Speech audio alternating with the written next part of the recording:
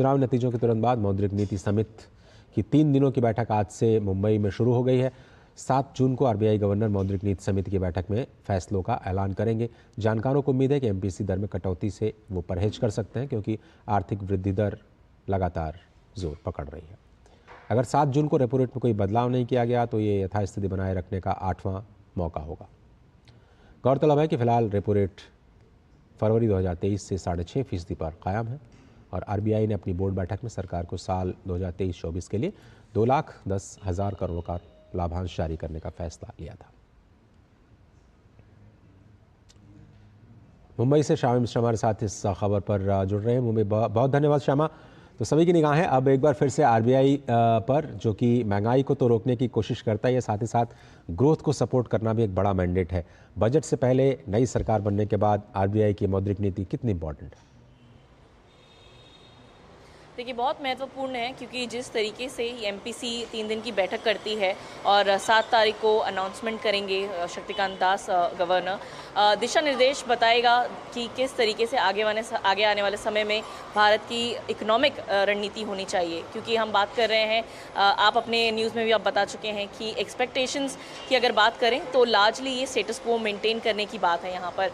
क्योंकि एक तो ये बात है कि इन्फ्लेशन आरबीआई के कंट्रोल में कंफर्टेबल रेंज में अभी तक नहीं आया हुआ है, अभी भी ये 4% से ऊपर है। तो आरबीआई के सामने बहुत बड़ा ये चैलेंज है कि इन्फ्लेशन को अपने काबू में लाया जाए। इसके अलावा अगर हम बात करें तो हीट वेव के कारण कई सारे जो प्रोड्यूस हैं वो उस पर काफ़ी असर पड़ता हुआ दिख रहा है। तो आने वाले समय में इन्फ्लेशन किस तरीके से रहेगा, इस पर भी निगाहें आरबीआई की बनी रहेंगी। हालांकि एक अच्छी बात यहाँ पर ये भी हम देख रहे हैं कि मॉनसून की शुरुआत हो चुकी है और उम्मीद के हिसाब से पूरे देश भर में इसका कवरेज टाइमली हो जाएगा। और जब ये हो जाएगा तो हम सभी जानते हैं कि जो बुआई है, प्रोड्यूस है, वो एक अच्छे स्तर पर आ सकता है और आने वाले समय में इन्फ्लेशन कम आता हुआ दिख सकता है। और एक्सपर्ट्स ये भी कहते हैं कि अगर इन्फ्लेशन कम होता है तो साल के अंत में आरबीआई रेट कट भी शुरू कर सकता है। फिलहाल हम यहाँ पर बात कर रहे हैं स्टेटस क्वो की, जो साथ ही विड्रॉल ऑफ अकोमोडेशन जो स्टैंस होता है आरबीआई का, वहाँ भी कोई छेड़छाड़ की उम्मीद नहीं है, वहाँ पर भी कोई बदलाव नहीं आएगा, इसकी उम्मीद बताई जा रही है। हाँ, प्रोजेक्शंस की अगर हम बात कर लें, क्योंकि आरबीआई अपने अनाउंसमेंट्स में, अपने पॉलिसी अनाउंसमेंट्स में काफ़ी सारे प्रोजेक्शंस बताते हैं, जिसमें से 2 मुख्य प्रोजेक्शंस होते हैं। एक तो जीडीपी किस तरीके से फोरकास्ट रहेगा उसका पूरे वर्ष का, और साथ ही जो क्वार्टर्स होते हैं उसका, तो वहाँ पर बदलाव आता हुआ नज़र नहीं आ रहा है।